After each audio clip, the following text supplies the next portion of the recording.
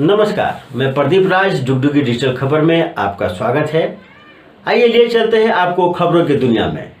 खबरों की दुनिया में जाने से पहले हमारे चैनल को सब्सक्राइब आप जरूर कर दें। स्कूल बचाने के लिए आंदोलन पर उतरे छात्र, भू माफियाओं के द्वारा किया जा रहा है अतिक्रमण। धनबाद के गोविंदपुर अंचल में भू माफियाओं से स्कूल की जमीन को बचाने के लिए प्रखंड कार्यालय के समीप स्कूली बच्चे और ग्रामीणों ने किया प्रदर्शन। धनबाद जिले के गोविंदपुर प्रखंड में एक स्कूल की जमीन पर भूमाफिया द्वारा अतिक्रमण करने का मामला सामने आया है। स्थानीय जनप्रतिनिधि द्वारा अतिक्रमण के खिलाफ प्रखंड कार्यालय के बाहर नारेबाजी की गई। लोगों का कहना है कि प्रखंड के सीओ और भूमाफियाओं की मिलीभगत से स्कूल की जमीन पर अतिक्रमण किया जा रहा है। बताते चले कि गोविंदपुर प्रखंड में बीते सालों से कई अंचला अधिकारी आए और गए, लेकिन सरकारी जमीन पर हो रहे अतिक्रमण पर रोक लगाने में किसी ने पहल नहीं की। हालात यह है कि अब जमीन माफियाओं के द्वारा सरकारी स्कूल की जमीन को भी जमाबंदी कर दी गई है। यह मामला बागसुमा पंचायत अंतर्गत कुर्सी गांव के हरिजन टोला के सरकारी मिडिल स्कूल के पास खाली पड़ी सरकारी जमीन का है। इसकी सूचना पर सैकड़ों ग्रामीण गोलबंद होकर शुक्रवार की दोपहर गोविंदपुर अंचल कार्यालय पहुंचकर घूसखोरी एवं भ्रष्टाचार के खिलाफ विरोध जताया और जमकर प्रदर्शन किया। मामले को लेकर पंचायत समिति सदस्य ने मीडिया को जानकारी देते हुए कहा कि हरिजन टोला में स्थित सरकारी विद्यालय के समीप 1 एकड़ 72 डिसमिल सरकारी जमीन है, जिस पर भू माफियाओं के द्वारा कब्जा किया जा रहा है। उन्होंने कहा कि इस संबंध में उपायुक्त अंचलाधिकारी को लिखित और मौखिक शिकायत कई बार की गई है, लेकिन कोई कार्रवाई नहीं हो रही है। पंचायत समिति सदस्य ने कहा कि 1 एकड़ से भी अधिक जमीन पैसे लेकर सीओ ने केवाला भूमाफिया के नाम कर दिया है, जिस पर अवैध निर्माण कार्य भी चल रहा है, जिसको लेकर ग्रामीणों में काफी आक्रोश है। लोग सीओ धर्मेंद्र दुबे की इस कार्यशैली पर सवाल खड़े कर रहे हैं। यहाँ तक कि स्कूल के बगल की सरकारी जमीन को बचाने के लिए स्कूली बच्चे भी आंदोलन का हिस्सा बन रहे हैं। स्कूल में पढ़ने वाले बच्चे तख्तियां लेकर आंदोलन करते नजर आ रहे हैं। बच्चे स्कूल को भूमाफियाओं से बचाने की गुहार लगा रहे हैं।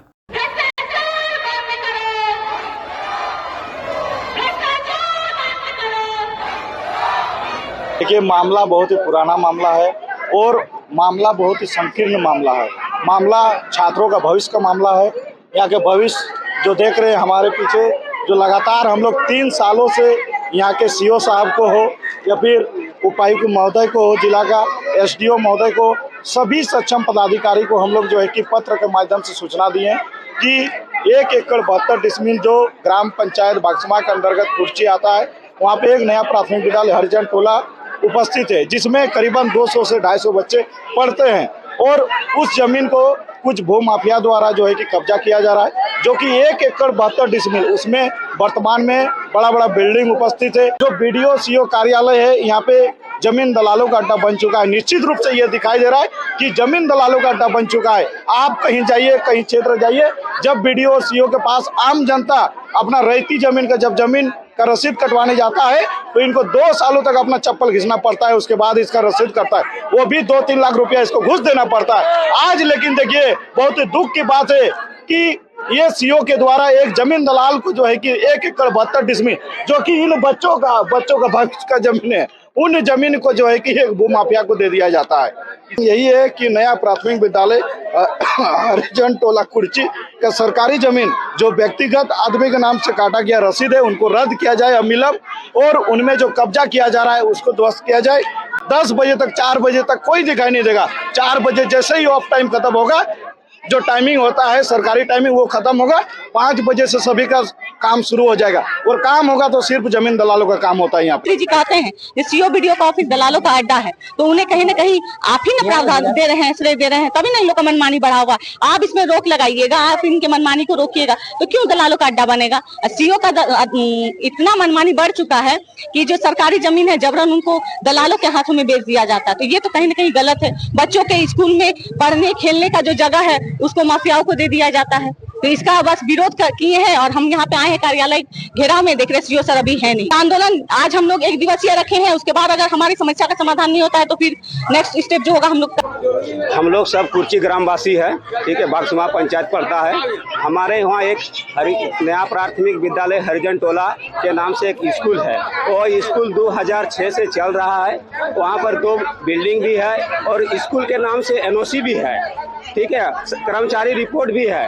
और उसका बावजूद हम लोग के एक बार सरकार के अधिकारी को लिखित तरीके से सूचना दिए हैं, जनप्रतिनिधि के तरफ से हम लोग सूचना दिए कि वो गैराबाद खाता का जमीन है। हम लोग पूर्वज से हम लोग को जमीन खेलता कूदता है, वहाँ पर बच्चा पढ़ता भी है, वहाँ सारा कुछ हम लोग का माने सार्वजनिक कार्यक्रम होता है। वैसे जमीन को सीओ साहब को जानकारी मिलने के बाद भी, उसको सब कुछ बोलने के बाद भी लिखित रूप से उससे मौखिक रूप से भेंट करके हम उसको बोलेंगे एक CC कैमरा टीवी है उसका में, तो 25/9/2024 को इसके यहाँ कार्यालय में आके हम लोग उसको आगाह किए हैं। उसका बावजूद भी इसको होश में नहीं है कि हम क्या करने जा रहे हैं। वो पैसे के बदौलत जो है कि सरकारी स्कूल को मैंने जमीन को बेचने का काम किया, ऐसे ऐसे बच्चा को भविष्य को खराब करने का काम किया है। ऐसे अधिकारी को यहाँ रहने का कोई हक अधिकार नहीं है। इसको जूता चप्पल मार के यहाँ से निकालना चाहिए।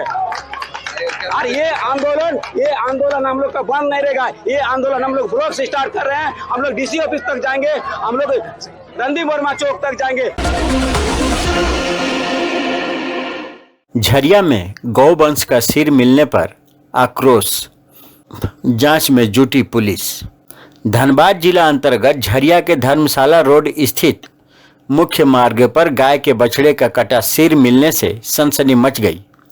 इसके बाद वहां स्थानीय लोगों का जमावड़ा लग गया।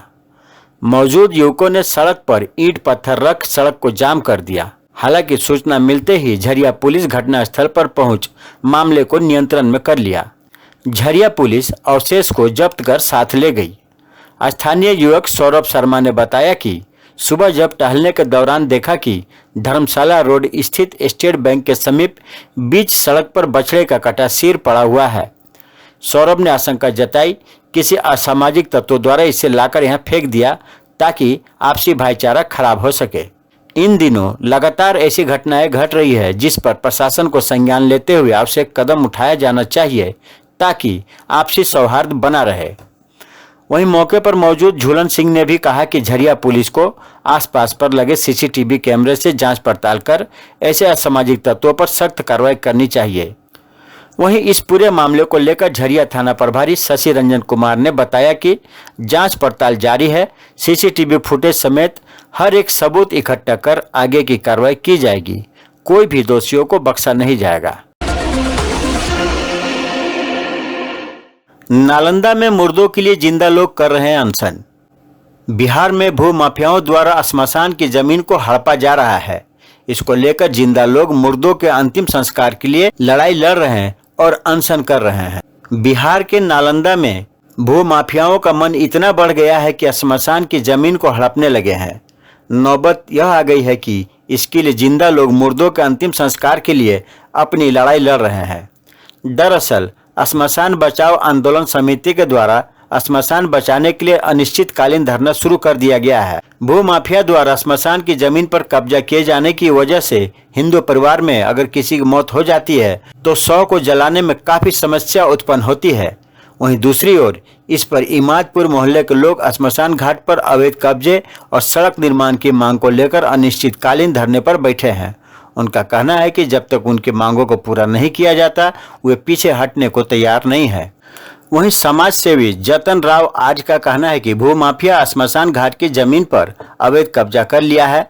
हिंदू परिवार में अगर किसी की मौत हो जाती है तो शव को जलाने में काफ़ी समस्या उत्पन्न होती है या फिर उन्हें दूसरे पक्ष के लोगों का भारी विरोध का सामना करना पड़ता है। अनिश्चितकालीन धरना में बैठे लोगों का कहना है कि यह समस्या लंबे समय से बनी हुई है, लेकिन प्रशासन इसे सुलझाने के लिए कोई ठोस कदम नहीं उठा रही है।